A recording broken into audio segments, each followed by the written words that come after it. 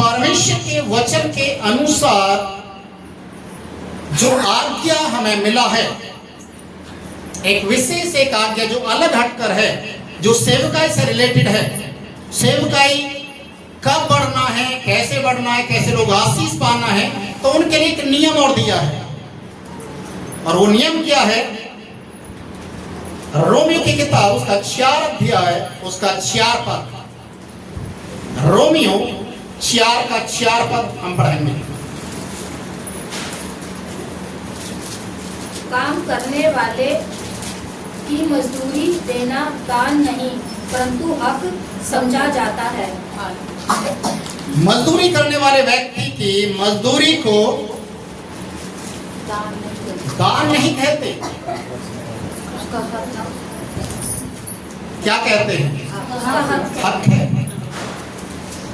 परमेश्वर ने मसीह लोगों के लिए, इजरायली लोगों के लिए दसवांश क्यों ठहराया? बताइए। याजक लोगों के लिए, इसलिए याजक लोगों के लिए, याजक लोग जो प्रभु की सेवा करेंगे उनके खर्चा को कैसे पूरा करना है। वे 12 गोत्र, जो इजरायली लोगों के 12 गोत्र थे, जिसमें से केवल एक ही गोत्र था जिसे परमेश्वर ने अलग किया, ये मेरी सेवा करेगा। बाकी 11 गोत्र अपने अपने कारोबार को, बिजनेस को, पशुपालन को, जो भी करना है उनको इस दुनिया में कार्य, वो सब करेंगे, पर अपनी कमाई का दसवांश परमेश्वर के भवन में लेकर आएंगे, जहां पर याजक तुम्हारे लिए दिन रात प्रार्थना करेंगे, दिन रात तुम्हारी सेवा के लिए परमेश्वर के सामने निवेदन करेंगे, तुम्हारे पाप प्रायश्चित के लिए वो तैनात किए जाएंगे। रात दिन तुम्हारे लिए एक सैनिक के समान खड़े रहेंगे। उनकी जरूरतें तुम्हारे दसवांश के द्वारा पूरी होना है। अगर आप ऐसा नहीं करते, भला कि उसका 3 अध्याय को आप पढ़ के देखना, वहां पर लिखा है अगर आप ऐसा नहीं करते हैं, दान दसवांश नहीं देते, तो आप चोर कहलाते हैं। आप चोरी करते परमेश्वर। जब आप चोरी करते तो आप कैसे सिखा सकते अपने बच्चों को कि चोरी ना करना? यहां पर लिखा है ये हक है, दान नहीं है। दान कौन सा होता है? दान कौन सा होता है? जो गुप्त में डाला है, वो आप कितना भी डाल सकते हैं, वो दान है। आप किसी को भी दान दे सकते हैं। जरूरतमंद के लिए, जरूरत के लिए आप खड़े हो सकते हैं। आप राशन बांट सकते हैं, चीनी बांट सकते हैं, खाना बनाकर बांट सकते हैं, गर्म सर्दियों में आप कंबल बांट सकते हैं, कपड़े बांट सकते हो, दान है। पर दसवांश आपका दान नहीं होता। दसवांश क्या है? दसवांश क्या है? कमाई का 10वां हिस्सा। दसवांश है क्यों देना है वो, और किसके लिए देना है? याजकों को देना उनकी मजबूरी है। वो याजक के लिए आना है। और याजक कौन है? जो आपके लिए प्रार्थना कर रहा है, जो पास्टर के सेवकाई को कर रहा है, आपके लिए नियुक्त किया गया है, उसे आपको समझना है। इसमें कंफ्यूज नहीं होना। कितने लोग दसवांश निकालते हैं, उस दसवांश में से किसी गरीब को दे दिया, किसी भिखारी को दे दिया, किसी पास्टर को दे दिया, कहीं ऑनलाइन कर दिया थोड़ा घना, और बोलते हैं हमारा दसवांश पूरा हुआ। ऐसा दसवांश नहीं होता, ये दसवांश नहीं है। और दसवांश का मतलब ये भी नहीं है कि आप अगर 10,000 रुपए कमा रहे हैं, आप 200 रुपया 100 रुपए निकाल कर आप दसवांश करके उसको डाल रहे हैं, तो आप भी धोखा दे रहे हैं। आप धोखा दे रहे हैं, क्योंकि दसवांश का मतलब ये नहीं है कि आप कुछ निकाल कर दे दिए, आप दान नहीं दे रहे। ये परमेश्वर की ओर से एक नियम ठहराया गया है कि मजदूर को मजदूरी मिलनी चाहिए। और एक पास्टर की मजदूरी, उसके साथ जुड़े हुए हर एक विश्वासी को अपना दसवांश पूरी सच्चाई और खराई के साथ प्रभु के लिए देना चाहिए। जो उसकी मजदूरी बनते हो देनी चाहिए। अगर समझ लीजिए आप कहीं भी काम कर रहे हैं, आप काम कर रहे हैं और आपको मजदूरी नहीं मिली, 1 महीने की 2 महीने की नहीं मिली, तो क्या करेंगे आप? काम छोड़ देंगे। काम छोड़ने से हो जाएगा। दूसरी जगह देखेंगे ना जहाँ मिले। और दूसरी जगह भी नहीं आपको अगर सैलरी मिली तो विरोध करेंगे। आप विरोध करेंगे, हाँ। आप उनको बोलेंगे, किसी को लेकर जाएंगे साथ में, मेरा इतने दिन का पैसा रुका हुआ नहीं दिया, फिर भी नहीं मानेंगे तो आप सीधे कहाँ जाएंगे? कंज्यूमर कोर्ट जाएंगे या थाने जाएंगे, कंप्लेंट डालेंगे। वो आएगा, आपको बुलाएंगे या तो थाने में, कंज्यूमर कोर्ट में, भाई आपने इसका पैसा क्यों नहीं दिया? काम तो करवाया, आपने पैसा क्यों नहीं दिया? आपको 9 के 100 देने पड़ेंगे या नहीं? देने पड़ेंगे। फिर परमिशन के लिए क्यों नहीं देते? एक महीने दे दिया, दूसरे महीने गायब, एक महीने दे दिया, थोड़ा दे दिया, अगली बार आप उससे भी ज्यादा डॉक्टरों को देने के लिए जा रहे हैं, समस्याएं बन रही हैं, आशीष नहीं आ रहे। कारण क्या है? कारण क्या है?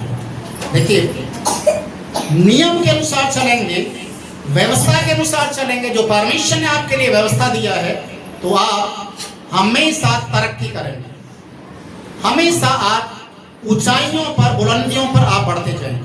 पर जहां पर आपने कहीं भी व्यवस्था और नियम के खिलाफ में आप चले गए, तो आप उस समय आशीषों को आप खो बैठेंगे।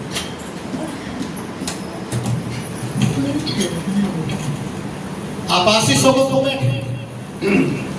इसलिए परमेश्वर के वचन में लिखा है कि जो परमेश्वर ने नियम ठहराया है, उस नियम को आपको अपने जीवन के अंदर पूरा करना है।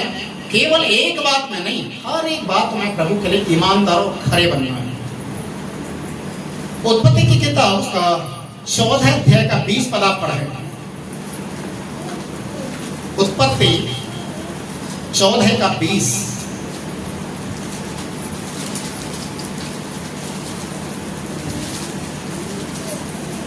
और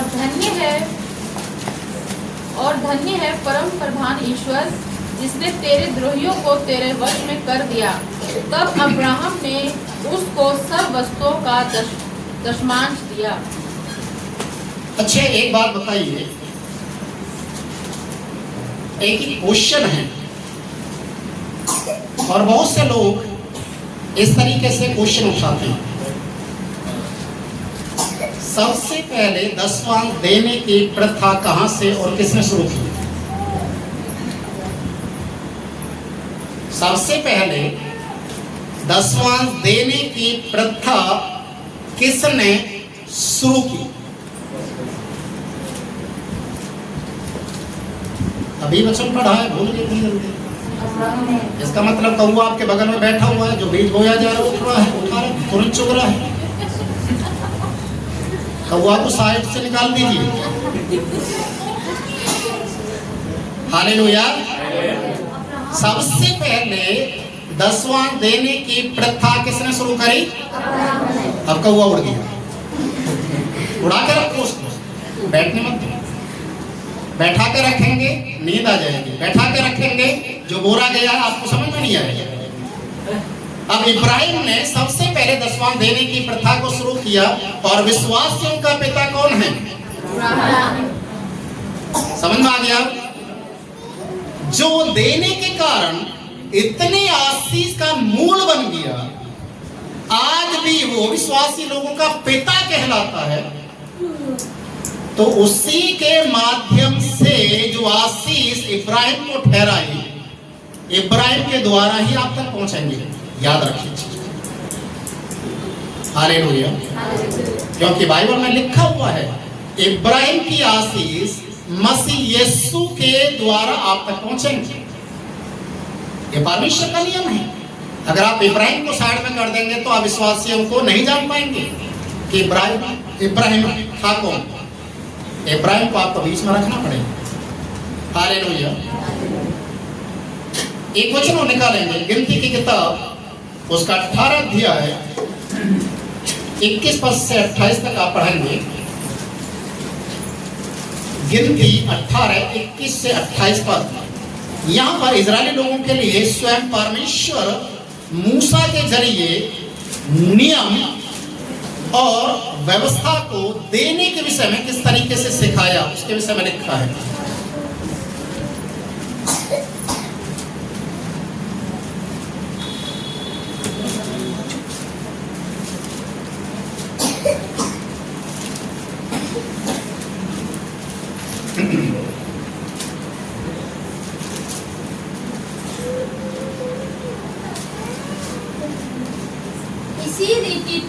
अपने सब दशवांशों में से जो इजरायलियों की ओर से पाओगे यहोवा को एक उठाई हुई भेंट देना, और यहोवा की यह उठाई हुई भेंट हारून याजक को दिया करना। आगे पढ़े। जितने दाम तुम पाओगे उनमें से हर एक का उत्तम से उत्तम भाग जो पवित्र ठहरा है उसे यहोवा के लिए उठाई हुई भेंट करके पूरी पूरी देना। इसलिए तो लेवियों से यह कहे कि जब तुम उसमें का उत्तम से उत्तम भाग उठाकर दो, तब यह तुम्हारे लिए खलियान में के अन्न और रस कुंड के रस के तुल्य गिना जाएगा, और उसकी तुम अपनी घरानों समेत सब स्थानों में खा सकते हो, क्योंकि मिलाप वाले तंबू की जो सेवा तुम करोगे उसका बदला यही ठहरा है।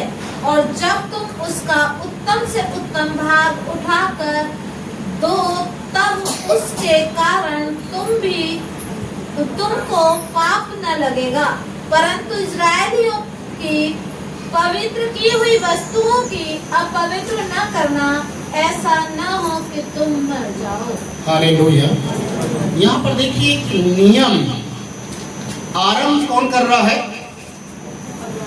इब्राहिम। अब वो केवल इब्राहिम तक सीमित नहीं रहा, अब वो नियम हर एक इजरायली लोगों के लिए परमेश्वर की ओर से एक व्यवस्था बन गया। अगर आपको परमेश्वर में आशीष पाना है, बढ़ना है, तो आपको परमेश्वर के लिए उन याजकों को जो लेवी के घराने ठहराए गए हैं उनके लिए अपने दान और दशवांश को पूरी रीति से अलग करना है, देना है, और यही अपने बच्चों को सिखाना है। ऐसा करने के कारण तुम्हारे ऊपर पाप नहीं लगेगा, बल्कि तुम्हारी कमाई पर, तुम्हारे खत्तों पर, तुम्हारे खलियान पर, तुम्हारे जानवरों के ऊपर प्रभु की आशीषें आना शुरू हो। हालेलुया। आखिर में प्रभु यीशु मसीह के सामने भी एक बार एक प्रश्न आया। कोई व्यक्ति व्यवस्था को जानने वाला शास्त्री यीशु के सामने आकर और वो एक प्रश्न को करता है, और वो प्रश्न किस प्रकार का था? वो भी दान दशवांश के ऊपर ही था। मत्ती रचित सुसमाचार का 22 अध्याय उसका 21 पद आप पढ़ेंगे तो वहां पर वो प्रश्न क्या था और यीशु मसीह ने किस तरीके से उसको उत्तर दिया, उस चीज को यहां पर देखेंगे। 22 का 21, मत्ती रचित सुसमाचार 22 का 21।